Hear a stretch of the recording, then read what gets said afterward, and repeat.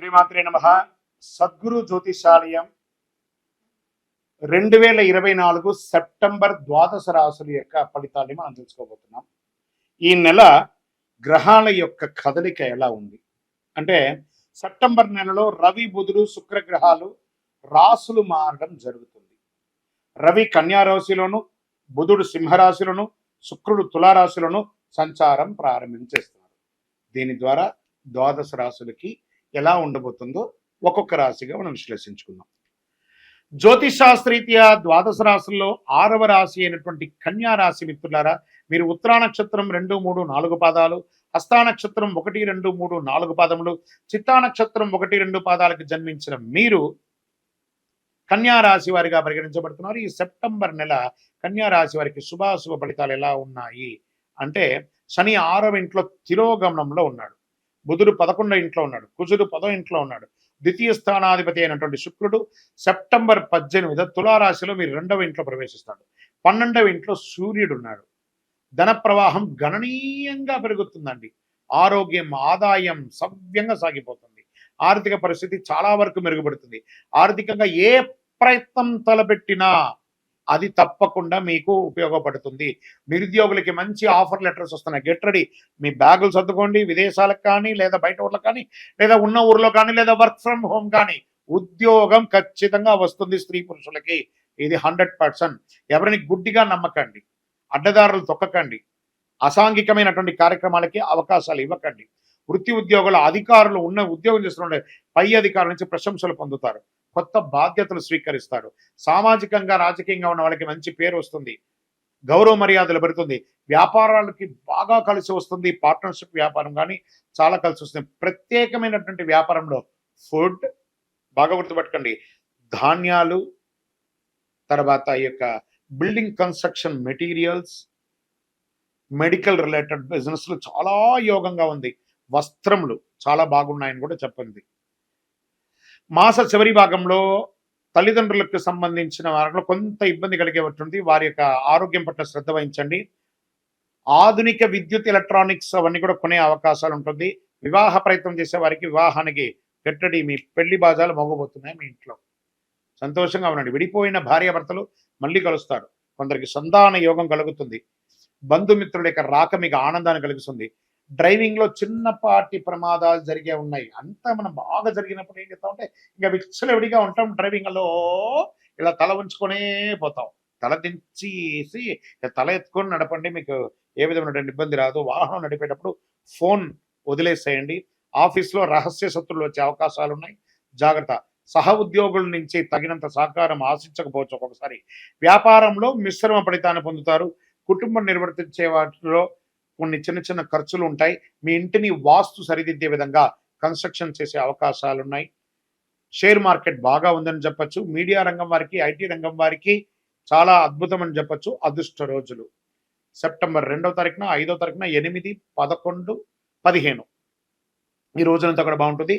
చంద్రాష్టమం September 29, 2024, 29 కాదు 29వ నెల 2024 5 గంటల 15 నిమిషాల నుండి 22/9/2024 6 గంటల 9 నిమిషాలు ఉదయం వరకు చంద్రాష్టమం ఉంటుంది. కాబట్టి ఈ యొక్క 25 గంటలు చాలా జాగ్రత్తగా ఉండాలి. వాహనం నడిపేటప్పుడు, ఎవరితోనో మాట్లాడేటప్పుడు, సంతకాలు పెట్టేటప్పుడు చాలా జాగ్రత్తగా ఉండాలి. పరిహారం ప్రదోషం అంటే, ఆ ప్రదోషం రోజు ప్రతి నెల వస్తుంది ప్రదోషం. శివుడికి సాయంత్ర కాలంలో అభిషేకం చేయండి. తెల్లని పుష్పంతో అర్చన చేయండి. 12 ప్రదక్షిణాలు చేయండి. చాలా అద్భుతమైనటువంటి ఫలితాన్ని మీరు పొందుతారు. మీ వయస్సు ఎంత ఉందో అన్ని సంఖ్యతో ఒక సోమవారం నాడు దీపం వెలిగించండి. ఇంకను అన్ని దోషాలు తొలగడానికి మీ యొక్క ఇంటి ఇలవేల్పు కులదైవ ప్రార్థన చేయండి. మీ సంపూర్ణ జాతకం తెలుసుకోవాలనుకుంటున్నారా? మీ పరిసర ప్రాంతాల్లో ఉన్నటువంటి జ్యోతిష్ శాస్త్ర నిపుణులను సంప్రదించండి, లేదా మా ద్వారా తెలుసుకోవాలనుకున్నారు ఈ కింది నంబర్కి మీ పేరు, date of birth, time of birth, place of birth WhatsApp చేయండి. కాల్ చేయకండి, మేము మీకు రిప్లై ఇస్తాం. జ్యోతిష్ శాస్త్రం పడుతున్న వర్షానికి గొడుగు మాత్రమే కానీ జ్యోతిష్ శాస్త్రం జీవితం కాదు.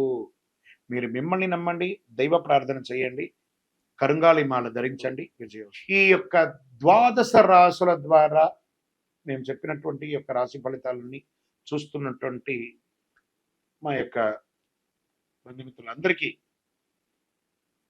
నమస్వాంజలు. మీరందరూ కూడా ఆయురారోగ్య ఐశ్వర్య భోగభాగ్యాలతో ఉండాలని అఖిలాండ కోటి బ్రహ్మాండ నాయకుడు శ్రీ ధర్మశాస్త్ర అయ్యప్ప స్వామి వారిని ప్రార్థన చేసుకుంటున్నాం. తిరుపతిలో అయ్యప్ప స్వామి వారి 18 అవతారాల దేవాలయాన్ని బ్రహ్మశ్రీ డాక్టర్ చంద్రమౌళి గురుస్వామి గారు నిర్మించారు. మీకోసమే మీరు తిరుపతికి వచ్చినప్పుడు కపిలి తీర్థానికి దగ్గరలో జీవకోన అనే ప్రాంతంలో ఈ దేవాలయం నిర్మించాం. దర్శించుకోండి. మీకోసం మన దేవాలయంలో లోకక్షేమం కోసం ప్రార్థన చేస్తాను. వందే మాతరం, వందే మాతరం, వందే మాతరం. భాద్రపద మాసం వచ్చేసింది. భాద్రపదం అనగానే మనకేం గుర్తుకొస్తుంది? ఆ ఎలుక మీద ఉన్నటువంటి వినాయకుడు దండాలయ్య ఆ గణపతికి వచ్చేస్తుంది. ఆ స్వామి వారికి పిల్లలకి అందరికీ ఏం గుర్తుకొస్తుంది? కుడుములు, ఉండ్రాలు, లడ్లు ఇవే గుర్తుకొస్తాయి. క్లే గణేష, తర్వాత మట్టి గణపతి లేదా విగ్రహాలు, మండపారాధనలు, ఎక్కడ చూసినా పండగ వాతావరణమే. పండగనే గణపతి వచ్చేసారంటే పండగ తీసుకొచ్చేస్తున్నాడనే ఒక పేరు. అలాంటి భాద్రపద మాసంలో ఎంత అద్భుతమైనటువంటి మాసం తెలుసా? ఈ భాద్రపద మాసం రాని అసలు భాద్రపదం అనగానే అందరికీ గుర్తుకొచ్చేది వరాహ జయంతి, వామన జయంతి, ఋషి పంచమి, ఉండ్రాళ్ల తద్దే, పితృదేవతలకి ఉత్తమాగతులు కల్పించే పితృపక్షాలు ఇవన్నీ కూడా గుర్తుకొస్తాయి. ఈ మాసానికి ఎన్నో అద్భుతాలు ఉన్నాయి. దేవతల పూజలకి, పితృదేవతల పూజలకు కూడా ఉత్కృష్టమైనటువంటి మాసం భాద్రపద మాసం. చాంద్రమానం ప్రకారం భాద్రపద మాసం 6వ మాసంగా మారుతుంది. అంటే 6th. ఈ మాసంలోని పౌర్ణమి తిథి నాడు చంద్రుడు పూర్వభాద్ర నక్షత్రం సమీపంలో కానీ ఉత్తరాభాద్ర నక్షత్రం సమీపంలో కానీ ఉండడం వల్ల ఈ మాసానికి భాద్రపద మాసం అని పేరు వచ్చింది. భాద్రపద మాసం వర్ష ఋతువులో 2వ మాసం. మాళవీయ రాజయోగంలో ఈ రాసులు ధనయోగాన్ని ప్రకటించాడు శుక్రుడు. భాద్రపద మాసంలో శుక్లపక్షం దేవతా పూజలకు ఉత్కృష్టమైనటువంటి కాలంగా, కృష్ణపక్షం పితృదేవతల ఆరాధనకు అత్యంత ప్రీతికరమైనటువంటి ఇటు దేవతలు ఇటు పితృలు అందరిని పూజించే ఒక అద్భుతమైనటువంటి మాసం చెప్పొచ్చు.